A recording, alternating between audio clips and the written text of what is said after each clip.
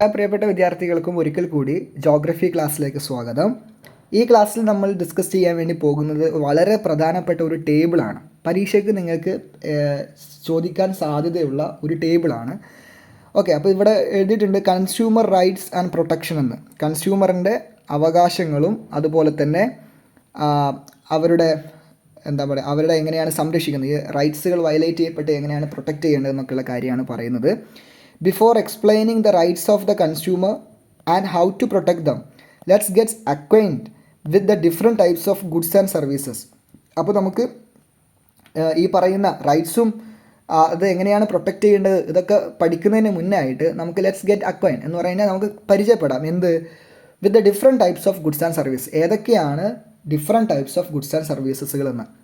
Different types of goods and services and their characteristics are given below. പല തരത്തിലുള്ള പല ടൈപ്പിലുള്ള ഗുഡ്സ് ആൻഡ് സർവീസുകളും അതിൻ്റെ സവിശേഷതകളുമാണ് താഴെ കൊടുത്തിരിക്കുന്നത്. ഈ complete the table using the hints provided. ഇതിൻ്റെ താഴെ നിങ്ങൾക്ക് കുറച്ച് ഹിൻറ്റുകളും കൊടുത്തിട്ടുണ്ട്. ഇവിടെ sunlight, air, food vehicles, clothes, minerals, factory, machinery, house, footwear, table, house, milk, vegetables, ഇങ്ങനെ കുറേ കാര്യങ്ങൾ കൊടുത്തിട്ടുണ്ട്. ഇത് വെച്ചിട്ട് ഈ ടേബിൾ കംപ്ലീറ്റ് ചെയ്യാനാണ്. ഇത് പരീക്ഷയ്ക്ക് നിങ്ങളോട് ചോദിക്കാവുന്ന ഒരു ക്വസ്റ്റ്യനാണ്. ഏതെങ്കിലും ടൈപ്പ് ഓഫ് ഗുഡ്സിന് എക്സാമ്പിൾ എഴുതാനായിരിക്കും ചോദിക്കുക. അപ്പോൾ നമുക്കിതൊന്നും മനസ്സിലാക്കി വെക്കാം ആദ്യം. അപ്പോൾ ആദ്യം നമ്മൾ പരിചയപ്പെടാൻ വേണ്ടി പോകുന്നത് ഫ്രീ ഗുഡ്സ് ആണ്. ഫ്രീ ഗുഡ്സ് എന്ന് പറഞ്ഞാൽ എന്താ? Free goods are those that are abundant in nature and are freely available to everyone. They need not be paid for. എന്താ പറഞ്ഞിട്ടുള്ളത്? ഫ്രീ ഗുഡ്സ് എന്ന് പറഞ്ഞു കഴിഞ്ഞാൽ എന്താ? ഫ്രീ ഗുഡ്സ് അത് അബണ്ടൻ ഇൻ നേച്ചർ, പ്രകൃതിയിൽ ധാരാളമായിട്ടുള്ള സാധനങ്ങളാണ്. അത് freely available to everyone, എല്ലാവർക്കും അത് സൗജന്യമായിട്ട് ലഭിക്കുന്ന കാര്യങ്ങളാണ്. They need not be paid for. അതിനെന്ത് കൊടുക്കേണ്ട ആവശ്യമില്ല. നിങ്ങൾ പൈസ ഒന്നും കൊടുക്കാതെ നിങ്ങൾക്ക് പ്രകൃതിയിൽ നിന്ന് എത്ര വേണമെങ്കിലും എടുക്കാൻ പറ്റുന്ന ഫ്രീ ഗുഡ്സ് ഉണ്ട്. അതാണ് ഫ്രീ ഗുഡ്സ് എന്ന് പറയാം. അപ്പോൾ നിങ്ങളുടെ ഫ്രീ ഗുഡ്സിന് ഉദാഹരണം എഴുതാൻ വേണ്ടി ചോദിച്ചു കഴിഞ്ഞാൽ നിങ്ങൾക്ക് എന്തൊക്കെ എഴുതാം? നമുക്ക് സൺലൈറ്റ് എഴുതിക്കൂടെ? സൺലൈറ്റ് നമ്മൾ പൈസ കൊടുത്തിട്ടാണോ വാങ്ങുന്നത്? അല്ല. എയർ, വായു പൈസ കൊടുത്ത് വാങ്ങാൻ നിൽക്കാൻ നമ്മൾ ആരെങ്കിലും ഇവിടെ ജീവിച്ചിരിക്കുമോ? അല്ലേ? ഉണ്ട്. എയറൊക്കെ ചില സ്ഥലങ്ങളിലൊക്കെ ഇപ്പം എയർ വാങ്ങിക്കുന്നുണ്ട്. അതല്ല, നമ്മളിപ്പോൾ എയർ പ്യൂരിഫൈഡ് ആയിട്ടുള്ള എയറുകളൊക്കെ വാങ്ങിക്കുന്നുണ്ട്. അതല്ല നമ്മൾ ഉദ്ദേശിക്കുന്നത്. നമ്മൾ നോർമൽ കേസിൽ ഇതൊക്കെ ഫ്രീ ആണ്. അടുത്തത് എക്കണോമിക് ഗുഡ്സ്. അപ്പോൾ പരീക്ഷയ്ക്ക് ചോദിക്കും എന്താണ് എക്കണോമിക് ഗുഡ്സ്, എന്താണ് എക്കണോമിക് ഗുഡ്സിൻ്റെ എക്സാമ്പിൾസ് എന്ന്. അപ്പോൾ നമുക്ക് വായിച്ചു നോക്കാം. These are goods and services that are purchased and used for a price. They can often be manufactured or collected from nature. എന്താണ് ഈ പറയുന്ന എക്കണോമിക് ഗുഡ്സ് എന്ന് പറഞ്ഞാൽ? എക്കണോമിക് ഗുഡ്സ് ആൻഡ് സർവീസസ് എന്ന് പറഞ്ഞാൽ അത് purchased and used for a price. നിങ്ങൾക്ക് പൈസ കൊടുത്താലേ ഈ സാധനം കിട്ടൂ. ഇനി വേറൊരു കാര്യം കൂടെ പറയുന്നുണ്ട്. പൈസ കൊടുത്താൽ കിട്ടുന്നു എന്ന് പറഞ്ഞാൽ മാത്രം പോരാ. അത് ചിലപ്പം ഒന്നെങ്കിൽ ഉണ്ടാക്കിയെടുത്ത സാധനങ്ങളായിരിക്കാം, മാനുഫാക്ചർ ചെയ്യപ്പെട്ട സാധനങ്ങളായിരിക്കാം, അല്ലെങ്കിൽ അത് പ്രകൃതിയിൽ നിന്ന് എടുക്കുന്നതായിരിക്കാം. അപ്പോൾ പ്രകൃതിയിൽ നിന്ന് എടുക്കുക എന്ന് പറഞ്ഞു കഴിഞ്ഞാൽ പ്രകൃതിയിലുള്ള സാധനം എല്ലാം ഫ്രീ ആണെന്നല്ല. പ്രകൃതിയിൽ നിന്ന് നമ്മൾ എന്ത് ചെയ്യുന്ന, നേച്ചറിൽ നിന്ന് നമ്മൾ പൈസ കൊടുത്ത് എടുക്കുന്ന സാധനം. പ്രകൃതിയിൽ നിന്ന് പൈസ കൊടുത്ത് എടുക്കുക എന്ന് പറഞ്ഞാൽ എന്താ അർത്ഥം? പ്രകൃതിയിലേക്ക് നമ്മൾ പൈസ ഇട്ട് കൊടുക്കുകയല്ല. അതിനർത്ഥം എന്താണെന്ന് പറഞ്ഞു കഴിഞ്ഞാൽ ഈ പ്രകൃതിയിൽ നിന്ന് ഈ സാധനങ്ങൾ ചില കമ്പനികൾ, ചില ഗവൺമെൻറ്റൊക്കെ എന്ത് എടുത്തിട്ടുണ്ടായിരിക്കും. അത് പിന്നീട് അതിനെ മാനുഫാക്ചർ ചെയ്തിട്ട് വേറെ ഒന്നാക്കിയിട്ട് മാറ്റിയിട്ടുണ്ടായിരിക്കും. അത്തരം സാധനങ്ങളെയാണ് നമ്മൾ ഇക്കണോമിക് ഗുഡ്സ് എന്ന് പറയാം. അപ്പോൾ അത് ഏതൊക്കെയാണ്? നമുക്ക് പറയാവുന്ന കാര്യമാണ്. റൈസ് പറയാം, വീറ്റ് പറയാം. ഇതൊക്കെ പ്രകൃതിയിൽ നമ്മൾ കൃഷി ചെയ്യുന്ന സാധനങ്ങളാണ് എന്ന് കരുതിയിട്ട് പ്രകൃതിയിൽ പോയിട്ട് പ്രകൃതിയിൽ ഉണ്ടായ സാധനമല്ലേ. പക്ഷെ അതും പ്രകൃതിയിൽ നിന്ന് നമ്മൾ മാനുഫാക്ചർ ചെയ്തെടുത്ത സാധനമാണ്. പെട്രോൾ, ഡീസൽ, ഈ സാധനങ്ങളൊക്കെ. അല്ലെങ്കിൽ നമുക്ക് കോമൺലി മിനറൽസ് എന്ന് പറയാം. മിനറൽസിൻ്റെ പ്രത്യേകത എന്താ? നമ്മൾ ഇപ്പോൾ സ്വർണ്ണം ആയിക്കോട്ടെ, ചെമ്പായിക്കോട്ടെ, ഈ സാധനങ്ങളൊക്കെ ആണെങ്കിലൊക്കെ എന്താണ്, നമ്മൾ സ്വർണ്ണം പ്രകൃതിയിൽ നിന്ന് എടുക്കുന്നതാണ് എന്ന് കരുതിയിട്ട് നമുക്ക് സ്വർണ്ണം വെറുതെ കിട്ടുമോ? 1,00,000 രൂപയുടെ വില കൊടുക്കണം 1 പവൻ സ്വർണ്ണം കിട്ടണമെങ്കിൽ. കാര്യം എന്താ? അതൊരു മിനറലാണ്. അതിനെടുത്തിട്ട് അത് വേറെ രൂപത്തിലേക്ക് മാറ്റിയെടുക്കുകയാണ്. അപ്പോൾ അതിന് വലിയ ചിലവും കാര്യങ്ങളൊക്കെ ഉണ്ട്. അതുകൊണ്ടാണ്. അപ്പോൾ എക്കണോമിക് ഗുഡ്സ് എന്ന് പറഞ്ഞാൽ നേച്ചറിൽ കാണാം. അത് ഒന്നെങ്കിൽ നിർമ്മിച്ചെടുക്കുന്നതോ അല്ലെങ്കിൽ നേച്ചറിൽ കാണുന്നതാണ്. പക്ഷെ എന്താണ്, നമ്മൾ അതിന് പൈസ കൊടുക്കണം എന്നുള്ളതാണ് പറയുന്ന കാര്യം. അപ്പോൾ അങ്ങനെ ചോദ്യം വരും. ഇനി അടുത്തത് കൺസ്യൂമർ ഗുഡ്സ് എന്ന് പറഞ്ഞു കഴിഞ്ഞാൽ എന്താ? അപ്പോൾ ഈ പൈസ കൊടുക്കുന്ന സാധനമാണെന്ന് നിങ്ങൾക്ക് എക്കണോമിക് ഗുഡ്സ് എന്ന് പറഞ്ഞാൽ അപ്പോൾ നിങ്ങൾക്ക് ചില ലിറ്റിൽ ബിറ്റ് കൺഫ്യൂഷൻ വരാൻ ചാൻസ് ഉണ്ട് കൺസ്യൂമർ ഗുഡ്സും എക്കണോമിക് ഗുഡ്സും തമ്മിൽ. അത് കുറച്ചുകൂടെ പ്രകൃതി റിലേറ്റഡ് ആയിട്ടും കൂടി നമ്മൾ പറഞ്ഞിട്ടുണ്ടായിരുന്നു. അതാണ്. ഇനി അടുത്തത്, consumer goods are the final goods used by the consumers to satisfy their wants. Consumer ഗുഡ്സിനെ ഈ എക്കണോമിക് ഗുഡ്സിൽ നിന്ന് വ്യത്യാസപ്പെടുത്തുന്ന പ്രധാനപ്പെട്ട കാരണം എന്ന് പറഞ്ഞു കഴിഞ്ഞാൽ അത് ഫൈനൽ ഗുഡ്സ് ആണെന്നുള്ളതാണ്. ഫൈനൽ ഗുഡ്സ് എന്താണ് ഫൈനൽ ഗുഡ്സ് എന്ന് പറഞ്ഞു കഴിഞ്ഞാൽ? Consumer goods are the final goods used by the consumers to satisfy their wants. നിങ്ങളുടെ ആവശ്യങ്ങൾ, നമ്മളെല്ലാവരും കൺസ്യൂമേഴ്സാണ് അല്ലേ? ഈ വിൽക്കാൻ വേണ്ടി വെച്ചിരിക്കുന്ന ആൾക്കാരും ഒരു തരത്തിൽ കൺസ്യൂമേഴ്സാണ്. ഇപ്പോൾ ഞാൻ രാവിലെ മീൻ വാങ്ങാൻ പോകുന്നു, അവിടെ മീൻ വിൽക്കാൻ വേണ്ടി വെച്ചിരിക്കുന്ന ആൾ ചിലപ്പം രാവിലെ വീട്ടിലേക്ക് ചിലപ്പം എന്ത് ചെയ്തിട്ടുണ്ടാവും, അരിയും സാധനങ്ങളും വേറെ കടയിൽ നിന്ന് വാങ്ങിയിട്ടുണ്ടായിരിക്കും. ഈ അരിയും സാധനങ്ങളും വിൽക്കുന്ന കച്ചവടക്കാരൻ രാവിലെ ചിലപ്പം കട തുറക്കാൻ വേണ്ടി വന്നിട്ടുണ്ടായിരിക്കും, ബസ് സർവീസിലായിരിക്കാം. ബസ്സിലെ ആളുകൾ ചിലപ്പം എന്ത് ചെയ്തിട്ടുണ്ടായിരിക്കാം, ഒരു അസുഖം വന്നിട്ട് ചിലപ്പോൾ ഡോക്ടറിൻ്റെ അടുത്ത് പോയി സർവീസ് വാങ്ങിയിട്ടുണ്ടായിരിക്കും. അപ്പോൾ എല്ലാവരും കൺസ്യൂമേഴ്സാണ് ബേസിക്കലി. അപ്പോൾ ഇവിടെ എല്ലാവർക്കും ആവശ്യങ്ങളുണ്ട്. ഈ ആവശ്യങ്ങൾക്ക് വേണ്ടിയിട്ട് നമ്മൾ എന്താണ് വാങ്ങിക്കുക? ഫൈനൽ ഗുഡ്സാണ് വാങ്ങുക, ഒരു ഫിനിഷ്ഡ് പ്രൊഡക്റ്റാണ് വാങ്ങുക. നിങ്ങൾക്ക് ഫൈനൽ ഗുഡ്സിൻ്റെ അല്ലെങ്കിൽ നമുക്ക് എഴുതാം ഫിനിഷ്ഡ് പ്രൊഡക്റ്റാണ് നമ്മൾ വാങ്ങുക. ഫിനിഷ്ഡ് പ്രൊഡക്റ്റാണ് നമ്മൾ വാങ്ങുക. അതാണ് കൺസ്യൂമർ ഗുഡ് എന്ന് പറയുന്നത്. എന്താണ് ഈ ഫിനിഷ്ഡ് പ്രൊഡക്റ്റ് എന്ന് പറഞ്ഞാൽ? ഫോർ എക്സാമ്പിൾ, നിങ്ങളൊരു വാഹനം വാങ്ങാൻ വേണ്ടി പോയി കഴിഞ്ഞാൽ നിങ്ങൾക്ക് ആ വാഹനത്തിൻ്റെ ടയർ വേറെ, എൻജിൻ വേറെ, ഡോറ് വേറെ അങ്ങനെയാണോ കിട്ടുക? അല്ല, നിങ്ങൾക്ക് ഫിനിഷ് ചെയ്ത ഒരു പ്രൊഡക്റ്റ്. അല്ലെങ്കിൽ നിങ്ങൾ ബിരിയാണി വാങ്ങാൻ പോയി കഴിഞ്ഞാൽ നിങ്ങൾക്ക് ചിക്കൻ വേറെ, മസാല വേറെ, റൈസ് വേറെ, അങ്ങനെയല്ലല്ലോ കിട്ടുക. അപ്പോൾ ഇതാണ് പറയുന്നത്, ഒരു പ്രൊഡക്റ്റ് നമുക്ക് ആവശ്യമുണ്ടെങ്കിൽ ആ പ്രൊഡക്റ്റിൻ്റെ ഫിനിഷ് ചെയ്ത ഫോമിലാണ് നമുക്ക് കിട്ടുക. They are bought and sold for a price and are not subject to production process again. ഇത് വിലക്ക് വിൽക്കുന്നു, വില കൊടുത്തിട്ടാണ് നമ്മൾ വാങ്ങുന്നത്. പിന്നെ അതെന്താണ്? അത് are not subject to production process again. വീണ്ടും അത് പ്രൊഡക്ഷൻ പ്രോസസ്സിലേക്ക് പോകുന്നില്ല.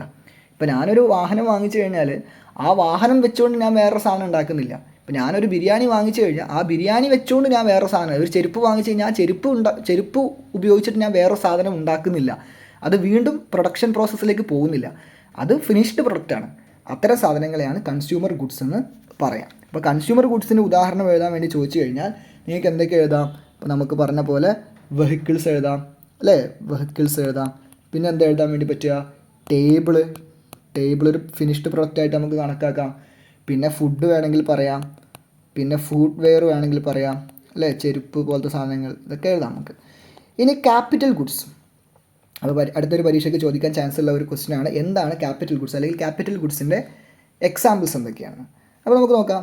It is A physical product which is used in the production of another product.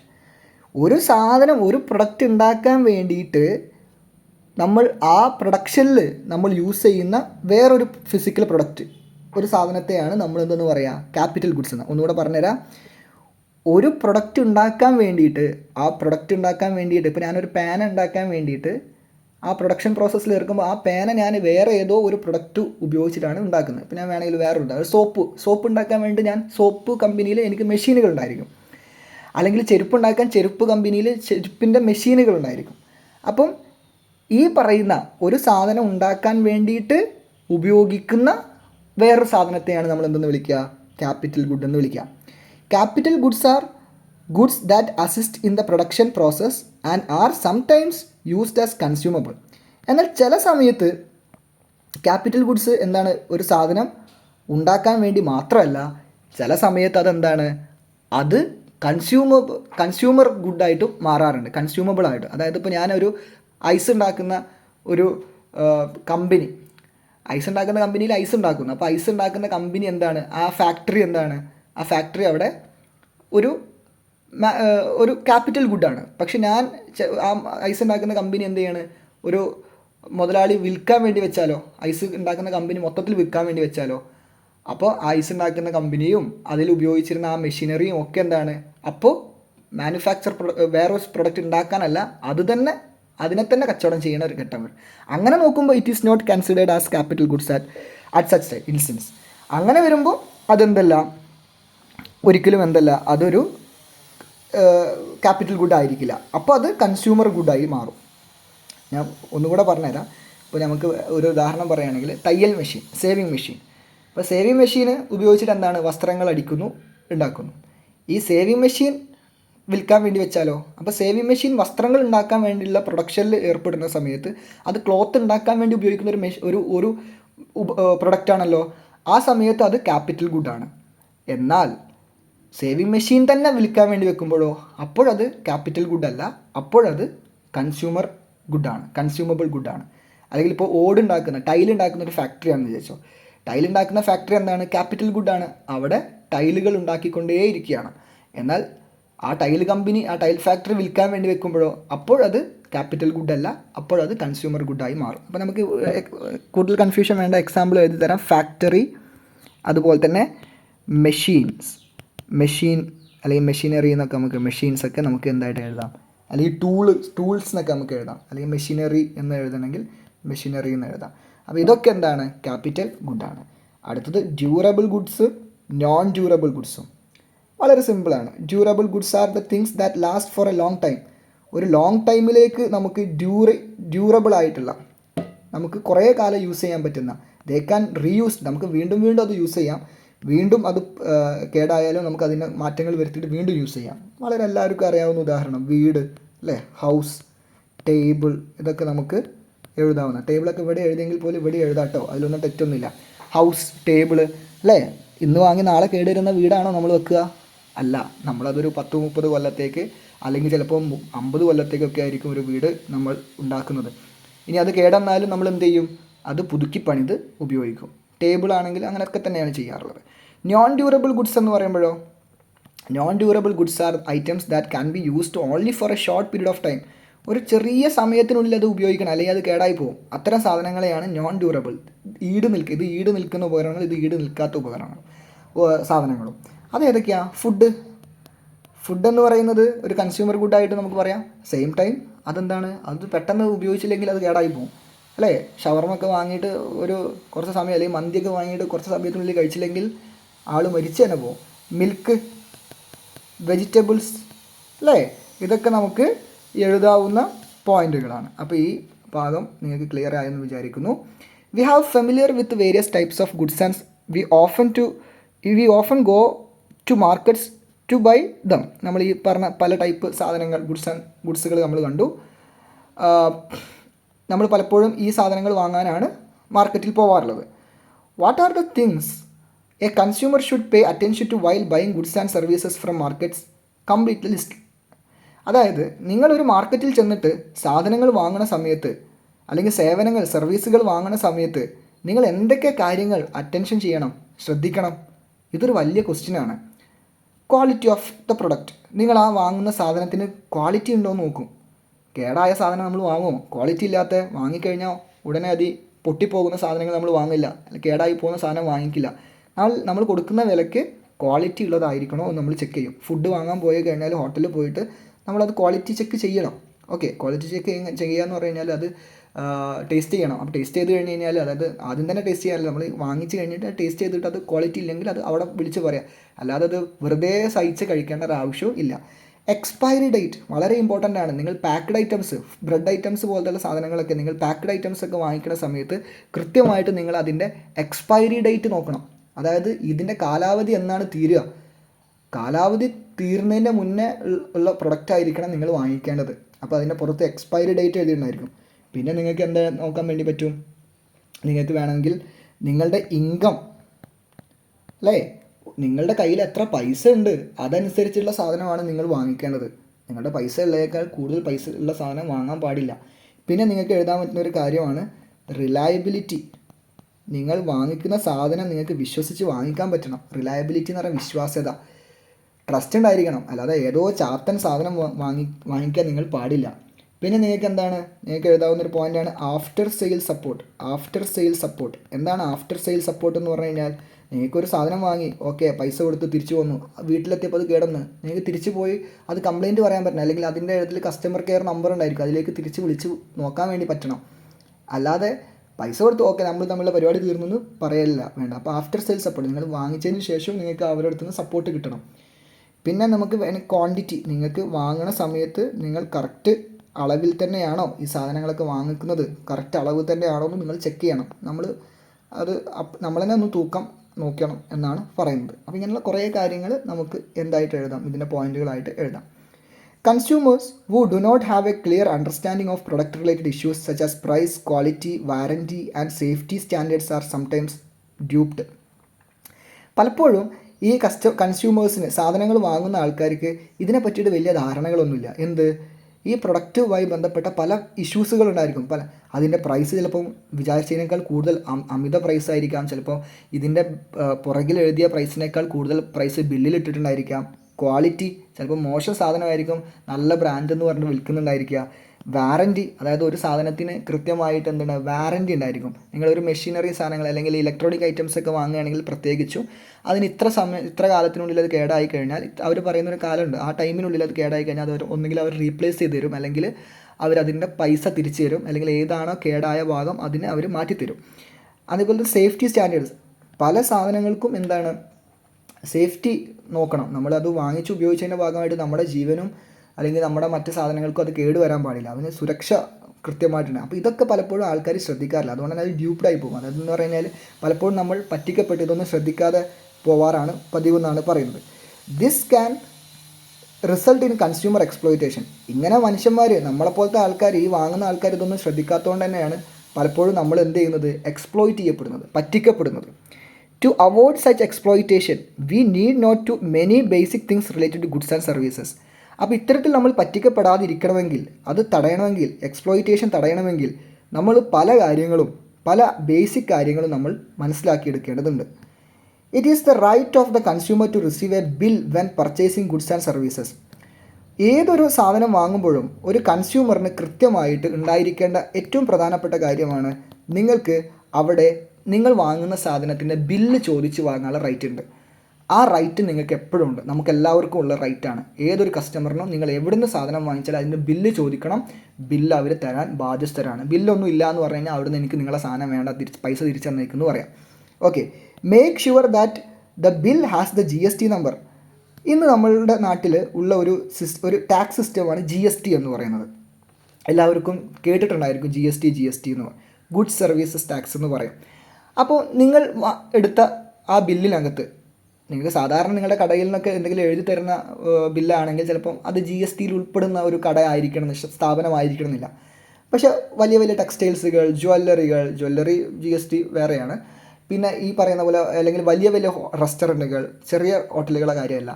അപ്പോൾ നിങ്ങൾ വലിയ വലിയ സ്ഥാപനങ്ങളിലാണെങ്കിൽ, വലിയ സ്ഥാപനം എന്ന് പറഞ്ഞാൽ 20 ലക്ഷം രൂപയിൽ കൂടുതൽ അവിടെ എന്ത് നടക്കുന്നുണ്ട്, ഒരു ടേൺ ഓവർ, അവിടെ കച്ചവടം നടക്കുന്നുണ്ട്, 20 ലക്ഷത്തിൽ കൂടുതൽ കച്ചവടം നടക്കുന്ന ഒരു സ്ഥാപനമാണെങ്കിൽ, ഒരു വലിയ സ്ഥാപനമാണെങ്കിൽ, അവിടുന്ന് നിങ്ങൾ വാങ്ങിക്കുന്ന ബില്ലിനകത്ത് കൃത്യമായിട്ട് GST, നിങ്ങൾ ആ ബില്ലിൽ GST എന്ന് കാണുന്നുണ്ടെങ്കിൽ GSTക്ക് ഒരു നമ്പർ ഉണ്ടായിരിക്കും, GST നമ്പർ. ആ നമ്പർ ഉണ്ടോ ആ ബില്ലിൽ നിന്ന് നോക്കുക.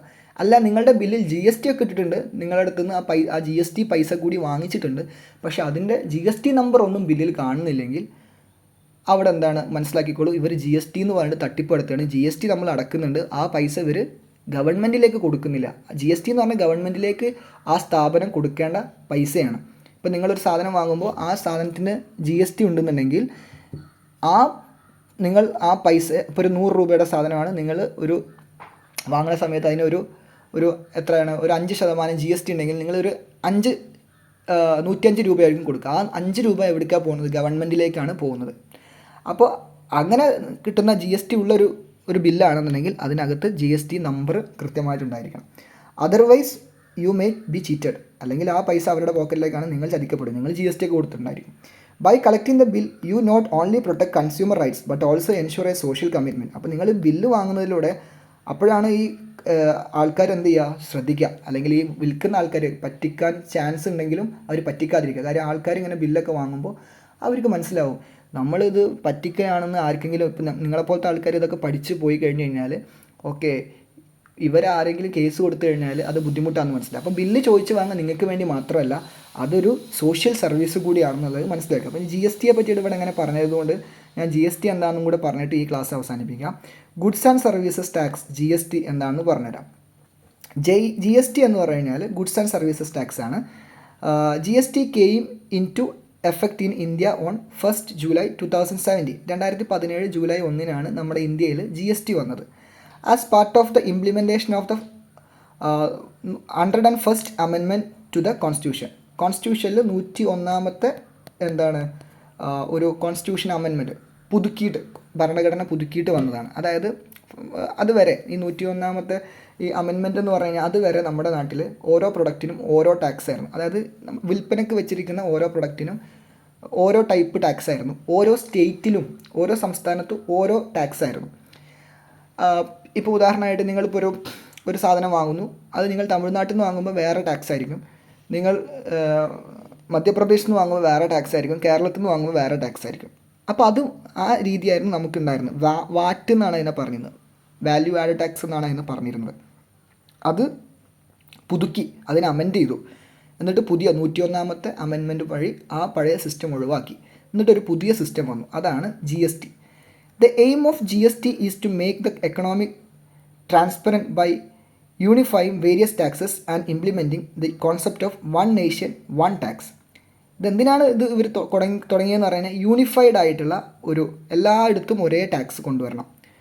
അത് വൺ നേഷൻ വൺ ടാക്സ്. നമ്മുടെ രാജ്യം ഒരു രാജ്യമാണ്, അതുകൊണ്ട് നമ്മുടെ രാജ്യത്ത് എല്ലായിടത്തും ഒരു ടാക്സ്. അതായത് ഏത് ടാക്സാണ്? ഗുഡ്സ് ആൻഡ് സർവീസസിൻ്റെ ടാക്സ് ഉണ്ടോ? എല്ലാ ടാക്സും അല്ല, വീടിൻ്റെ ടാക്സും നമ്മുടെ പേഴ്സണൽ ഇൻകം ടാക്സും ഒന്നുമല്ല, സാധനങ്ങൾ വാങ്ങുമ്പോൾ ആ സാധനങ്ങളുടെ മേലെ കൊടുക്കുന്ന ടാക്സ്. ഓക്കെ, ടാക്സ് ആണല്ലോ ഗവൺമെൻറ്റിൻ്റെ പ്രധാനപ്പെട്ട ഇൻകം എന്ന് പറയുന്നത്. There are various rates of GST such as 5%, 12%, 18%, 28%. നമ്മുടെ GST എന്ന് പറയുന്നത് പല റേറ്റുകളാണ്. GST അതായത് ഈ GST റേറ്റുകൾ എന്ന് പറയുന്നത് പല റേറ്റുകളാണ്. 5% ടാക്സ് ഉണ്ട്, 12% ടാക്സ് ഉണ്ട്, 18% ടാക്സ് ഉണ്ട്, 28% ടാക്സ് ഉണ്ട്. അതായത് നിങ്ങളൊരു പ്രൊഡക്റ്റ് വാങ്ങുകയാണെങ്കിൽ ഒന്നെങ്കിൽ അതിന് അത് ചില പ്രൊഡക്റ്റുകൾ GSTയിലില്ല, ചില ഗുഡ്സ് ആൻഡ് സർവീസുകൾ GSTയിലില്ല. അതായത് നിങ്ങൾ ടാക്സ് കൊടുക്കേണ്ട, അല്ലെങ്കിൽ പഴയ ടാക്സ് തന്നെ കൊടുത്താൽ മതി. എന്നാൽ കുറേ സാധനങ്ങളെ ഒരു ബാസ്ക്കറ്റാക്കി വെച്ചിരിക്കുകയാണ്. അതായത് കുറേ പ്രൊഡക്റ്റുകളെ എന്ത് ചെയ്തിട്ടുണ്ട്? GSTയിൽ ഗവൺമെൻറ് ഉൾപ്പെടുത്തിയിട്ടുണ്ട്. അങ്ങനെയാണെങ്കിൽ ആ പ്രൊഡക്റ്റ് ഒന്നെങ്കിൽ 5% ടാക്സിനകത്തായിരിക്കും വരുന്നുണ്ടാവുക, അല്ലെങ്കിൽ 12% ടാക്സിനകത്തായിരിക്കും വരുന്നുണ്ടാവുക, അല്ലെങ്കിൽ 80% ടാക്സിനകത്തായിരിക്കും വരുന്നുണ്ടാവുക, അല്ലെങ്കിൽ 28% ടാക്സിനകത്തായിരിക്കും വരുന്നുണ്ടാവുക. അപ്പോൾ നിങ്ങൾ ഒരു GST ഉള്ള ഒരു പ്രൊഡക്റ്റ് വാങ്ങിച്ചു, ആ പ്രൊഡക്റ്റിന് 5% ടാക്സ് എങ്കിൽ ഇന്ത്യയിൽ എല്ലായിടത്തും അതിന് 5% ആയിരിക്കും ടാക്സ്. ഇനി ഒരു പ്രൊഡക്റ്റിന് GST ഇല്ലെങ്കിൽ ഇന്ത്യയിൽ ഓരോ സ്റ്റേറ്റിലും ഓരോ ടാക്സ് ആയിരിക്കും. ഓക്കെ, ചിലപ്പോൾ അതിന് ടാക്സ് ഉണ്ടായിരിക്കില്ല. ഇപ്പോൾ നിങ്ങൾ 12% ഒരു പ്രൊഡക്റ്റാണ് വാങ്ങിച്ചെങ്കിൽ ഇന്ത്യയിൽ എല്ലായിടത്തും ആ സാധനത്തിന് 12% ആയിരിക്കും ടാക്സ്. 12% ആ ഉൽപ്പന്നത്തിന് എന്ത് ചെയ്യാൻ പാടില്ല? ഒരിക്കലും 80%-യോ 28% ടാക്സ് ഇടാൻ പാടില്ല. അപ്പോൾ ഇങ്ങനെ ഓരോ പ്രൊഡക്റ്റിനെയും എന്ത് ചെയ്തിട്ടുണ്ട്? ഒന്നെങ്കിൽ GSTയിൽ ഉൾപ്പെടുത്തിയിട്ടുണ്ട്, അല്ലെങ്കിൽ GSTയിൽ ഉൾപ്പെടുത്തിയിട്ടില്ല. GSTയിൽ ഉൾപ്പെടുത്തിയിട്ടുണ്ടെങ്കിൽ അത് ഒന്നുകിൽ 5% സ്ലാബിലോ, അല്ലെങ്കിൽ 12% സ്ലാബിലോ, 80% സ്ലാബിലോ, 28% സ്ലാബിലോ ആയിരിക്കും ഉൾപ്പെടുത്തിയിട്ടുണ്ടായിരിക്കുക. ഇനി there are also products that are exempted from GST. പല പ്രൊഡക്റ്റുകളെയും GSTയിൽ നിന്ന് പുറത്ത് ഒഴിവാക്കിയിട്ടുണ്ടാവും. GSTക്ക് ഇപ്പോൾ മെഡിസിൻ പോലത്തെ സാധനങ്ങൾക്കൊന്നും GSTയിൽ ബാധകമല്ല. ഫുഡ് ഐറ്റംസിനൊന്നും, പല ഫുഡ് ഐറ്റംസ് എന്ന് പറഞ്ഞു കഴിഞ്ഞാൽ നിങ്ങൾ അടിസ്ഥാന ഫുഡ് ഐറ്റംസുകൾ കുറച്ച് സാധനങ്ങളുണ്ട്, അതിനൊന്നും GST ഇല്ല. The structure of GST is as follows. GSTൻ്റെ സ്ട്രക്ചർ എങ്ങനെ വരുന്നതെന്ന് വെച്ച് കഴിഞ്ഞാൽ, the state government receives 50% of the GST we pay as SGST and the central government services 50%. അതിനെ പറയുന്ന പേര് CGST. അതായത് നിങ്ങളിപ്പോൾ GST ഉള്ളൊരു സാധനം വാങ്ങിച്ചു എന്ന് വിചാരിക്കാം. അപ്പോൾ എന്തായിരിക്കും? ഒന്നെങ്കിൽ അത് എന്തായിരിക്കും? 5% ആയിരിക്കും ടാക്സ്, അല്ലെങ്കിൽ 12 ആയിരിക്കും, അല്ലെങ്കിൽ 18 ആയിരിക്കും, അല്ലെങ്കിൽ 28 ആയിരിക്കും. ഇപ്പോൾ നിങ്ങൾ സപ്പോസ് വാങ്ങിച്ചത് ഒരു 100 രൂപയുടെ സാധനമാണ്, അതിൻ്റെ GST എന്ന് പറയുന്നത് 28% ആണെന്ന് വിചാരിക്കാം. ഒന്നെങ്കിൽ 28 ആവാം, അല്ലെങ്കിൽ 18 ആവാം, അല്ലെങ്കിൽ 12 ആവാം, അല്ലെങ്കിൽ 5 ആവാം. ഇതിൽ 4 ഏതെങ്കിലും ഒരെണ്ണല്ലേ വരുള്ളൂ. അപ്പോൾ 28 ആണെങ്കിൽ ഈ 28ൻ്റെ 50%, അപ്പോൾ നിങ്ങൾ ടോട്ടൽ കൊടുക്കേണ്ടത് 100 പ്ലസ് 128 റുപ്യാണ് നിങ്ങൾ GST അടക്കം കടക്കാരന് കൊടുക്കേണ്ടത്.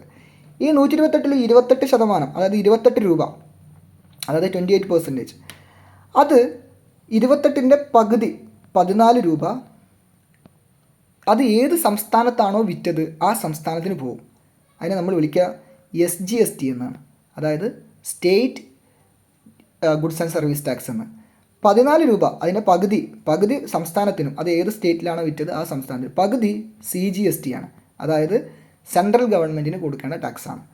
അപ്പോൾ ഇത്തരത്തിൽ ഇനിയിപ്പോൾ നിങ്ങൾ വാങ്ങിച്ച പ്രൊഡക്റ്റിന് 100 രൂപയുടെ ഇതിന് നിങ്ങൾ 12% ആണ് ടാക്സ് വന്നതെങ്കിൽ 6%, അതായത് 6 രൂപ CGST ആയിട്ടും 6 രൂപ SGST ആയിട്ടും കൊടുക്കണം. ഇനി ചില സംസ്ഥാനങ്ങളിൽ, ചില സ്റ്റേറ്റുകളിൽ എന്തായിരിക്കും, അല്ലെങ്കിൽ ചില പ്രദേശങ്ങളിൽ സംസ്ഥാനത്തിൻ്റെ കീഴിലായിരിക്കില്ല. അത് ഏതിൻ്റെ കീഴിലായിരിക്കും? സെൻട്രൽ ഗവൺമെൻറ്റിൻ്റെ കീഴിലായിരിക്കും. അങ്ങനെ സെൻട്രൽ ഗവൺമെൻറ്റിൻ്റെ കീഴിലാണെങ്കിൽ എന്തായിരിക്കും, അത് കംപ്ലീറ്റ് ആയിട്ട് സെൻട്രൽ ഗവൺമെൻറ്റിനായിരിക്കും കൊടുക്കേണ്ടി വരിക. അതായത് 100%, അതായത് ആ 5% ആണ്, 5% മുഴുവനായിട്ടും ആർക്കായിരിക്കും? സെൻട്രൽ ഗവൺമെൻറ്റിനായിരിക്കും, CGST ആയിരിക്കും കൊടുക്കേണ്ടി വരിക. അപ്പോൾ ഇങ്ങനെ രണ്ട് GSTയിൽ തന്നെ SGST ഉണ്ട്, CGST ഉണ്ടെന്ന് ജസ്റ്റ് മനസ്സിലാക്കിയേക്കാം. അപ്പോൾ 5% ആണെന്നുണ്ടെങ്കിൽ ഒരു സെൻട്രൽ GSTയും 2.5% വരും, 2.5% SGSTയും വരും. എന്നാൽ അത് സെൻട്രൽ ഗവൺമെൻറ് മാത്രം കീഴിലുള്ള ഒരു പ്രൊഡക്റ്റ് ആണെങ്കിൽ, അല്ലെങ്കിൽ ഒരു സ്ഥലത്താണ് വിൽക്കുന്നതെങ്കിൽ 5% സെൻട്രൽ ഗവൺമെൻറ് മാത്രമായിരിക്കും. അങ്ങനെ ഓരോന്നിനെയും പകുതി അല്ലെങ്കിൽ പൂർണ്ണമായിട്ട് സെൻട്രൽ എന്നുള്ളതാണ്. ഇനി എല്ലാ സ്ഥാപനങ്ങളിലും GST ഉണ്ടോ? ഇല്ല. GST registration is mandatory for traders with an annual turn over of more than 20 lakhs. 20 ലക്ഷത്തിൻ്റെ മേലെ ഒരു വർഷത്തിൽ കച്ചവടം നടക്കുന്ന സ്ഥാപനങ്ങളിൽ, ടേൺ ഓവർ ഉള്ള സ്ഥാപനങ്ങളിൽ മാത്രമേ എന്ത് കൊടുക്കേണ്ടതുള്ളൂ? GST കൊടുക്കേണ്ടതുള്ളൂ. GST അത് രജിസ്റ്റർ ചെയ്തില്ലെങ്കിൽ അത് ബുദ്ധിമുട്ടാണ്. ഓക്കെ, GST എന്ന് പറയുന്ന സംഗതി 20 ലക്ഷത്തിന് മേലെ ടേൺ ഓവർ കച്ചവടം നടക്കുന്ന ഒരു സ്ഥാപനമാണെങ്കിൽ എന്തായാലും അവർ GST രജിസ്ട്രേഷൻ എടുത്തിരിക്കണം, അല്ലെങ്കിൽ ഗവൺമെൻറ് അവർക്കെതിരെ കേസിന് പോകും. 20 ലക്ഷത്തിൽ താഴെ കച്ചവടമൊന്നും വർഷത്തിൽ നടക്കാത്ത സ്ഥാപനങ്ങളാണെങ്കിൽ അവരെന്ത് ചെയ്യേണ്ട കാര്യമില്ല, അവിടെ GSTയിൽ അവരെ ഉൾപ്പെടുത്തേണ്ട കാര്യമില്ല. അതുകൊണ്ടാണ് നിങ്ങൾ ചില റെസ്റ്റോറൻറ്റുകൾ പോകുമ്പോൾ നിങ്ങൾക്ക് കുറച്ച് ബില്ലും, ചില വലിയ റെസ്റ്റോറൻറ്റുകൾ പോകുമ്പോൾ നിങ്ങൾക്ക് കൂടുതൽ ബില്ലും നിങ്ങൾക്ക് ഈടാക്കുന്നത്. കൂടുതൽ ബില്ല് വരിക എന്ന് പറഞ്ഞു കഴിഞ്ഞാൽ അവർക്ക് GST കൂടി കൊടുക്കണം. അപ്പോൾ അവർ ഓൾറെഡി ഉള്ള ഫുഡിന് അവർ ഓൾറെഡി പൈസ കൂട്ടിയിടും. എന്നാൽ മാത്രമേ അവർക്ക് GSTയും കൂടെ മുതലാക്കിയിട്ട് അവർക്ക് കൊടുക്കാൻ വേണ്ടി പറ്റുള്ളൂ. അപ്പം അങ്ങനെയുള്ള കാര്യങ്ങളൊക്കെ ഉണ്ട്. GST ഉള്ള ഒരു കടയാണെന്നുണ്ടെങ്കിൽ അതിന് GST നമ്പർ ആ ബില്ലിൽ കാണും എന്നാണ് പറയുന്നത്. GST റേറ്റ്, അതായത് 5 ആണോ 12 ആണോ 18 ആണോ 28 ആണോ എന്ന് എഴുതിയിട്ടുണ്ടായിരിക്കും. GST നമ്പർ ഉണ്ടായിരിക്കും. പിന്നെ അതിന് CGST എത്ര പോകുന്നു, SGST എത്ര പോകുന്നു, ഇങ്ങനെയുള്ള കാര്യങ്ങളൊക്കെ എഴുതിയിട്ടുണ്ടായിരിക്കും എന്നാണ് പറയുന്നത്. ഓക്കെ, അപ്പോൾ എല്ലാ പ്രൊഡക്റ്റിനും GST ഇല്ല എന്നുള്ള കാര്യവും മനസ്സിലാക്കുക. അപ്പം ബാക്കി അടുത്ത ക്ലാസ്സിൽ ഡിസ്കസ് ചെയ്യാം.